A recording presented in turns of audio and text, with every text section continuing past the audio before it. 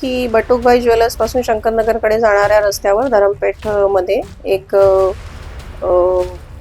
जे मिठाईचं आनंद भंडारची जी बिल्डिंग आहे त्याच्यामध्ये 3rd फ्लोअरवर नेचर स्पा नावाचं जे स्पा सेंटर आहे, तिथे स्पाच्या नावावर महिलांकडून देह व्यवसाय करून घेण्यात येतो.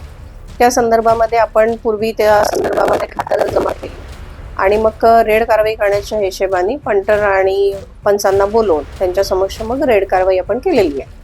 त्याच्यामध्ये आपल्याला 3 पीडिता मिळून आलेल्या आहेत आणि हे स्पा ज्यांचं आहे त्या जाकिरा शेख ज्या आहेत त्या सध्या गरोदर असल्यामुळे त्या मुलींच्या मार्फतीने करत होत्या. त्यांच्याकडे मॅनेजर पण होती, तर ती जी मॅनेजर आहे आकांक्षा मेश्राम ती आणि या जाकिरा शेख या 2 आरोपी आहेत आणि आपल्याला 3 पीडिता तिथे मिळून आलेल्या आहेत. या पीडित ज्या आहेत या मुली थोड्याशा गरीब घरातल्या आहेत. साधारण शिक्षण 12वी पर्यंत झालेलं आहे आणि त्यांना 5 ते 8 हजार रुपये पगार देण्यात येत होता. त्याच्या व्यतिरिक्त प्रत्येक ग्राहकाकडून 1500 आणि त्यापेक्षा अधिकचे जे पैसे आहेत नगदी ते त्यांना मिळत होते आणि त्यांना ते अधिक पैशाचा आमिष देऊन या कामावर लावण्यात आलेलं होतं आणि अधिक पैसे मिळतात या हिशोबाने ते काम करत होत्या. पगार 5 ते 8 हजार रुपये जरी असला तरी तसं त्यांची प्रत्येक ग्राहकाकडून मिळणारी जी कमाई होती ती भरपूर होती.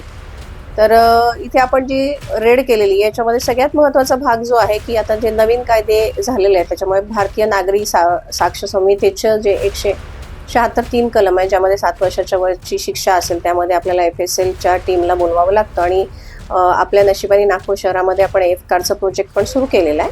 तर आपण ती एफकार आणि न्यायवैज्ञानिक तज्ज्ञांना पण बोलवलेलं होतं, तर त्यांच्याकडून पण आपण ती जप्ती करून घेतलेली आहे आणि भारतीय नागरिक न्याय सुरक्षा संहिता याच्या संपूर्ण तरतुदींचं पालन करून ही संपूर्ण रेडची कारवाई करण्यात आलेली आहे. मी जतन भंडारच्या बिल्डिंगमध्ये आहे.